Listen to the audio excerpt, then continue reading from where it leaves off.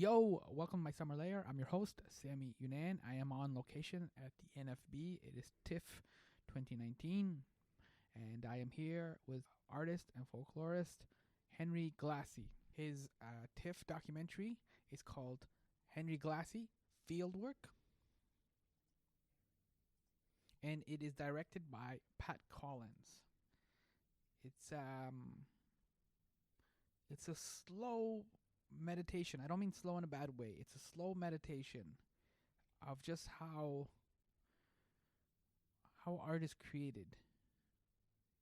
It's that idea that, like, if you want to write a novel, and a novel's 300, 400 pages, if you write one page a day for a year, you'll have 365 pages by the end of the year. But when you only started and you only have like 4 or 5 pages in, 4 or 5 days in, it doesn't seem like you've done a lot, but you've started. And it's just now that slow building. That's what I think is really kind of fascinating.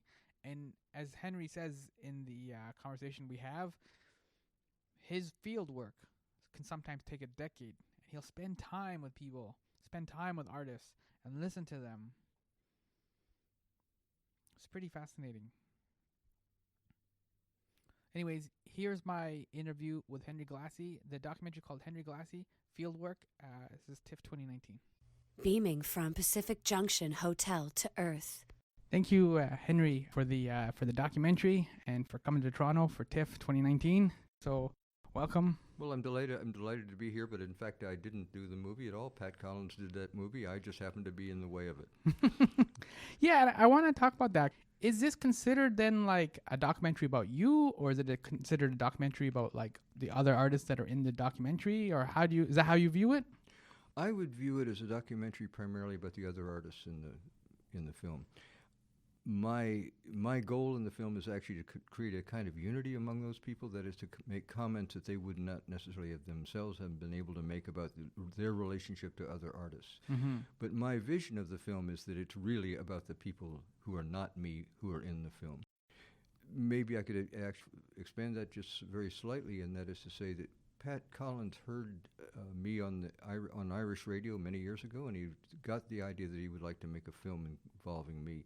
I wasn't particularly interested. I wasn't particularly interested until my wife and I had done a piece of really good, serious field work in northern Brazil.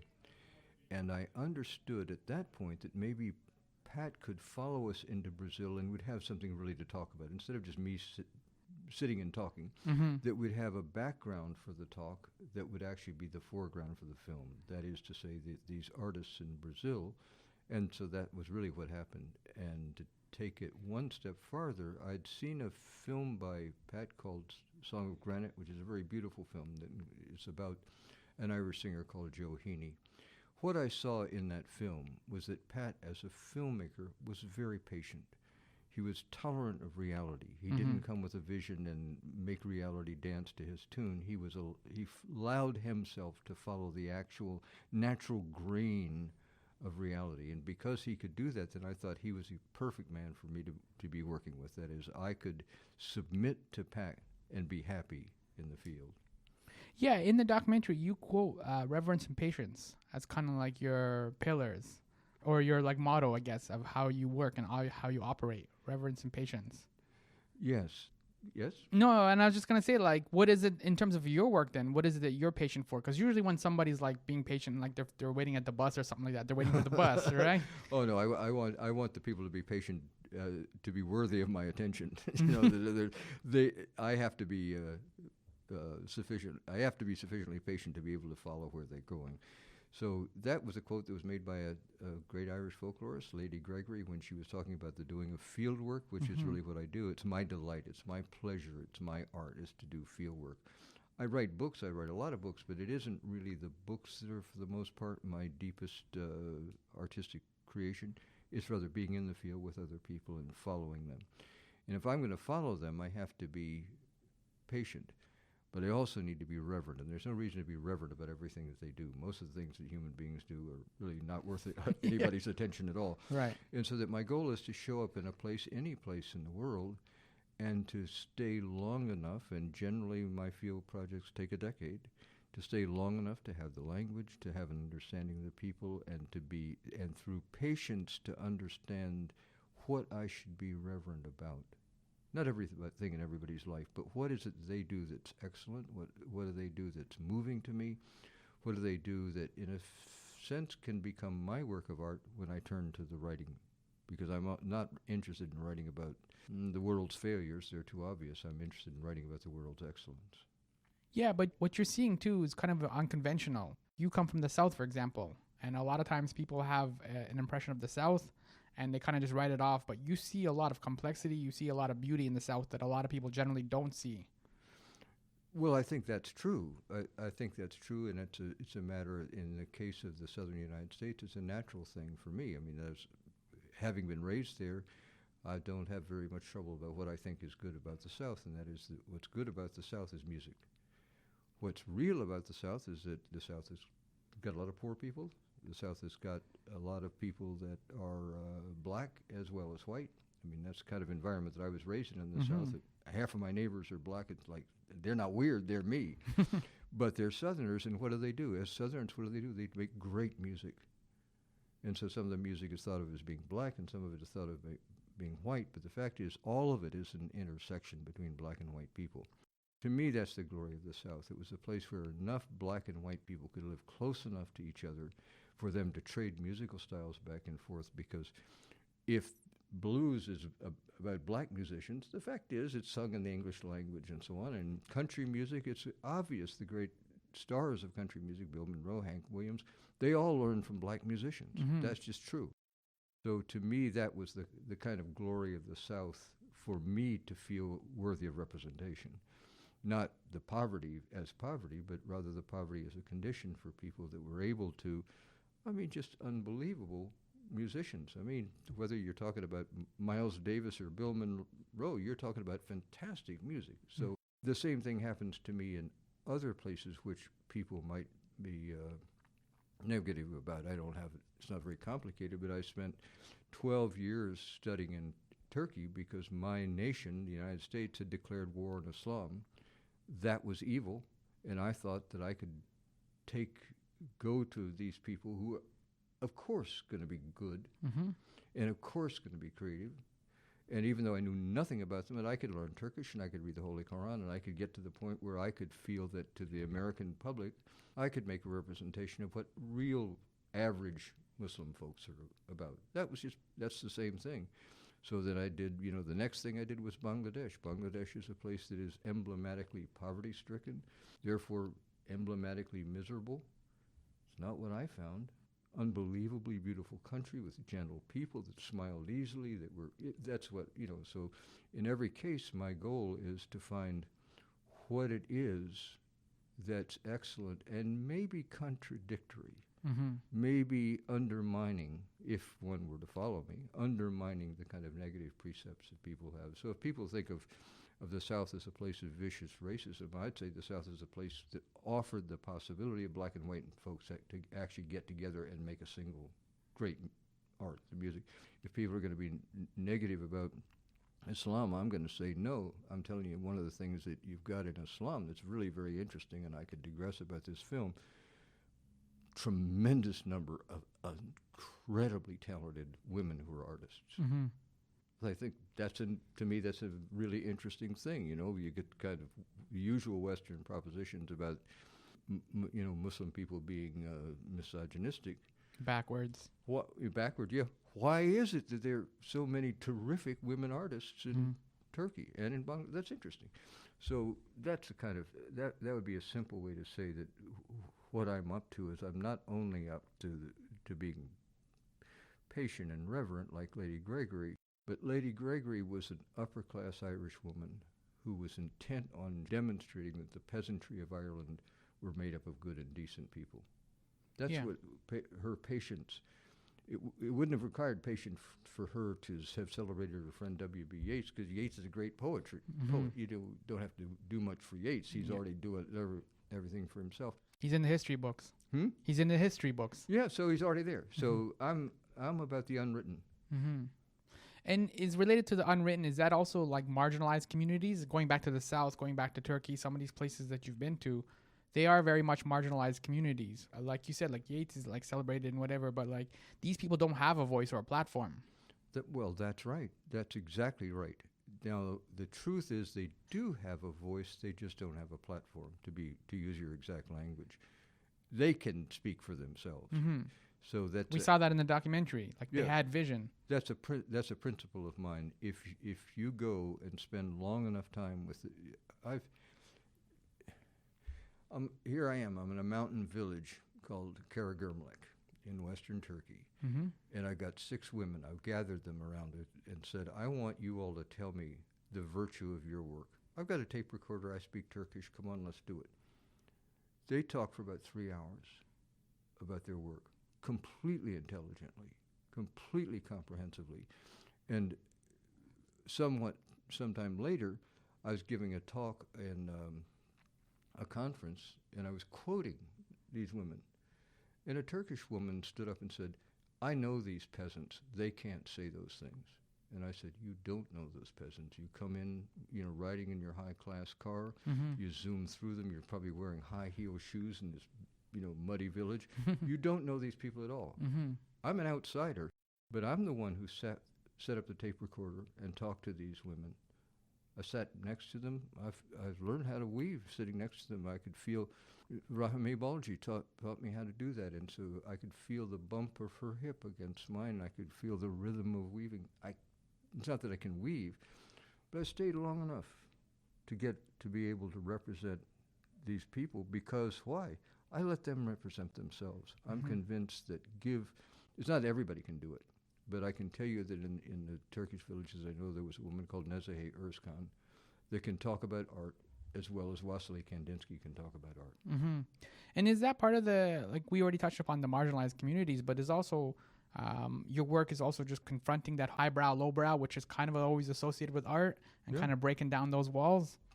Yeah, well, I think absolutely that's what I want to do, because art is a human birthright. Everybody's born capable of artistic creation. That's what we are as human beings.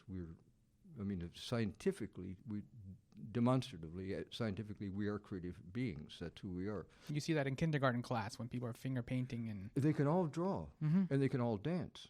Nothing like little teeny kids. They can all dance, and then they teach themselves not to dance. As they grow up, they get embarrassed. Yeah. But I think that's absolutely true. That is there. That is to say, everybody is creative, and so that it's all one has to do is to stay. This is the patience part of it. Stay long enough to be able to know the language, to be able to understand the presuppositions of creation that are applicable in this particular locality. Stay there long enough, and pretty soon you're speaking the native language. Mm-hmm. A simple example of that would be when I was doing all this field work in Turkey, I didn't start out being able to speak Turkish very well. It's just true. But in about 3 years, the depths of information that was flowing to me was unbelievable. But at first it was all very simple because people knew perfectly well I couldn't understand a complicated sentence. Mm-hmm. I mean, it wasn't complicated. So I think this happens all the time in anthropological work.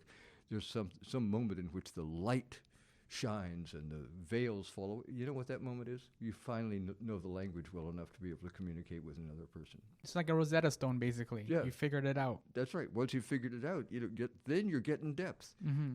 Everybody's deep. It isn't so that the kind of denigrated people, the unwritten people, the marginalized people, it's just the categories that we carry in our mind that create those people as marginalized or something like that. And very frequently they'll recognize that in our mind, someone else's mind, they are marginalized, and people can be embarrassed about it, and they respond in very different ways. Sometimes people are very cute, sometimes people are very deferential. They learn those tricks about how to perform in the environment that you have constructed in your mind. It's not in their mind, but they know enough they always know more about us than we know about them. Like you said, that Turkish woman who was kind of elitist, right? And she said those peasant women don't know. So she had all this facts and knowledge. That's right. See, I know everything. I'm a Turk. Therefore, no, you don't. You have to study these things. And so you stay long enough to be able to construct a reasonable vision of how those people are constructing the environments for their own thinking. You mentioned anthropology. Is there a difference between that and curiosity, or is that the same thing? Anthropology, I think, is a kind of rigorous curiosity.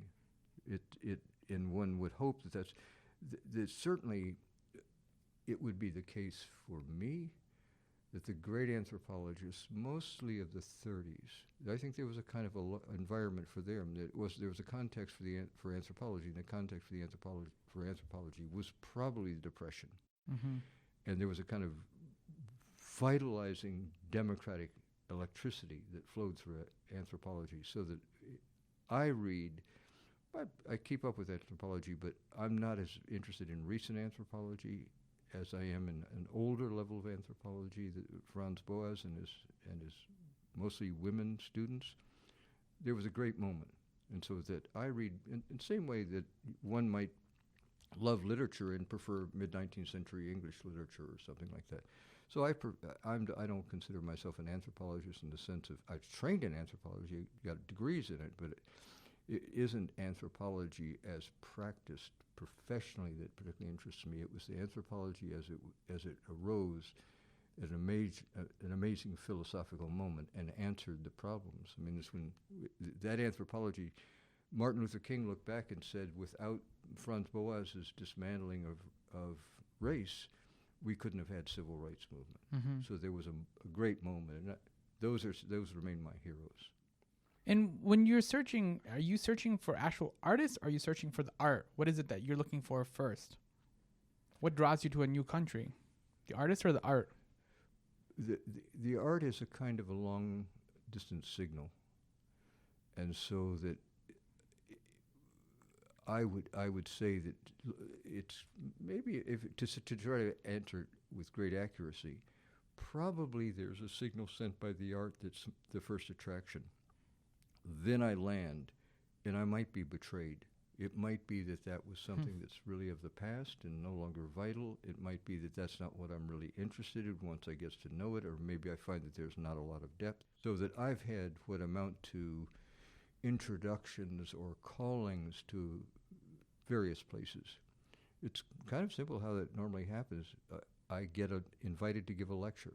That's really what happens. I get invited to give a lecture, and when I'm there in this country, I look around. That's what happened to me in Turkey. It's what happened to me in Bangladesh. I didn't just go to Bangladesh out of some curiosity.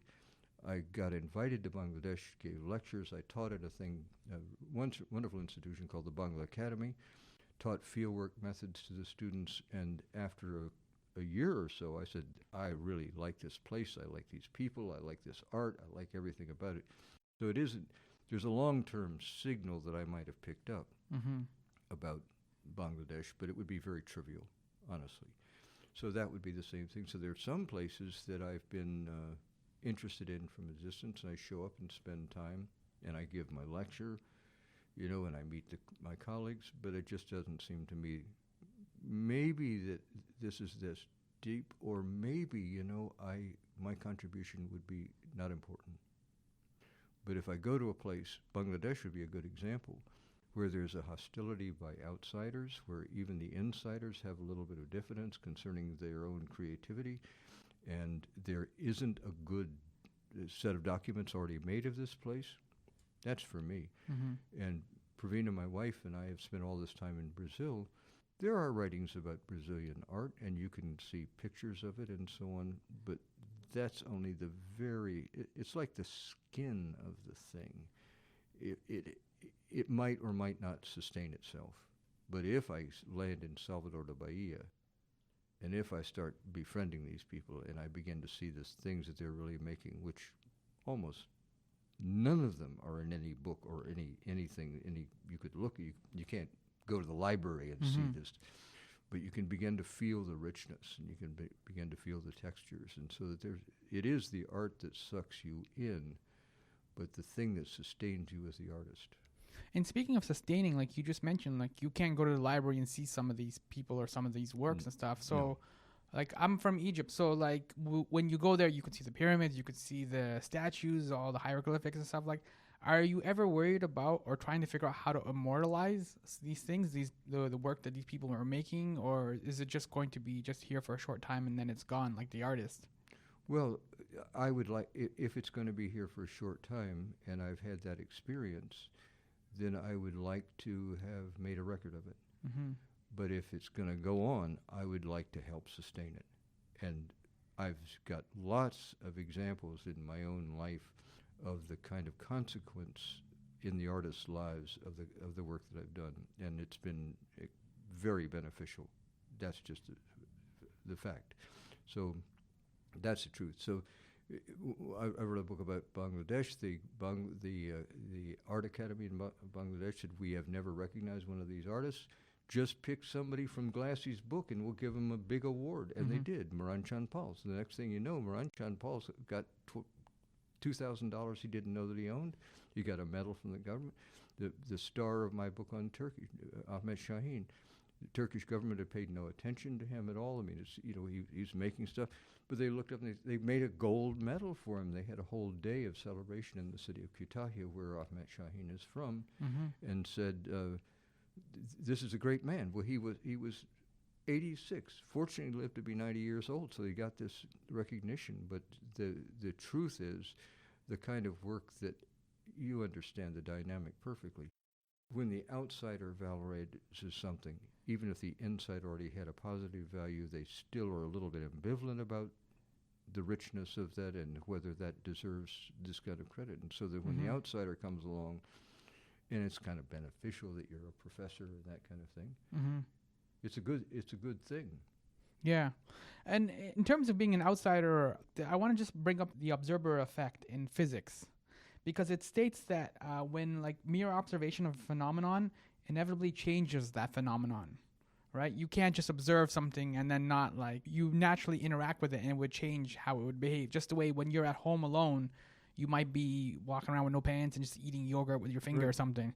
But then when company's over, then you're got pants on and you're eating yogurt with a spoon. And so I guess you are aware then of your contribution when you come to visit these places, how you, as even just observing, like you said initially, that's going to have a change on the artists and the art that's being made. Absolutely. Absolutely. I'm in no confusion about that at all. I'm not a fly on the wall. I'm a participant in this, and I've become a participant in it. And one of the things that I want to do is to be welcomed into participation. And so among the things that I do is to offer comment back. If people say, do you like this? Do you like that? Do you like this? That's one of the things that I can do. If somebody is interested in developing, for example, a market in the West, and I don't share that information with them, what kind of fool? That's almost evil. If they think that you as a Westerner, what would you think? Would you prefer this? I'm perfectly happy to consult with people. I'm documenting that whole thing. So my documentation can't be a documentation of them as though I weren't there. That documentation has to be a documentation that involves me in their lives and admits that and takes that as part of the context. I don't, it's not that I'm trying to avoid it. I can't avoid it. Therefore, I'm very interested in documenting it. I'm very interested in having interviews with people, once I know them very well, about that very thing. What do you think that I've done to you? Has it all been good? It certainly can't all be good, but I can intend to control it, not to diminish the impact, but just to be certain about what impact I'm having. Is that a good thing or not? I was on a television show, a talk show in Turkey with a couple of artists, great friends of mine, Ibrahim Erder and Mehmet Gürsoy. And then the main character of this talk show turned to them and said, well, what would you say about Turkish art? And Ibrahim said, I would say exactly what Henry says in his book, because he has listened so hard to us, and especially his father, Ihsan Bey, has listened so hard to us that he's actually articulated what we've always thought but have never put it down in words. I mean, that guy said that on Turkish TV. And at any rate, it's a small instance of the kind of thing that goes on. Of course I'm influencing things. I want to. But I want to make a very clear record of what that impact has been. You're basically amplifying or translating the signal that initially drew you to it to that country. You now are able then basically broadcast and describe much more clearly now that signal. What was kind of a little bit faint for you, now you can kind of amplify and articulate in a way. For other people. Mm-hmm. That would be my goal. Exactly right. I want them to, I'm not going to enter this situation with a goal of making people further secure in their position. I want to rattle them. I want to change their minds. I want them to come away from this saying, I never knew that about the quality of Muslim women's art. That's exactly what I want to happen. All right. That's a positive note. We should leave it there. So thank you, Henry. Thank you for the documentary. Yeah. There we go. We'll shake hands. So thank you. I hope the rest of TIFF is really good to you, and I hope people do check it out because I know there's a lot of movies at TIFF, but this one is really worth checking out, especially if somebody is interested in making stuff or being an artist or being creative. Yeah, that's great. Well, I tell you, Pat Collins made a wonderful movie, and people ought to go see it for that reason. There you go. Thank you. Yo, that was so cool. Henry, you should see if there's a photo. I've attached a photo. Henry has a fantastic mustache, too. I should have given a shout out to the mustache. It's pretty solid. I was pretty impressed with that. You can follow me on the Twitter, the Facebook, and Instagram. This is where I do some of my work. You can follow me there at My Pal Sammy for all three. My Pal Sammy. Thank you so much for listening.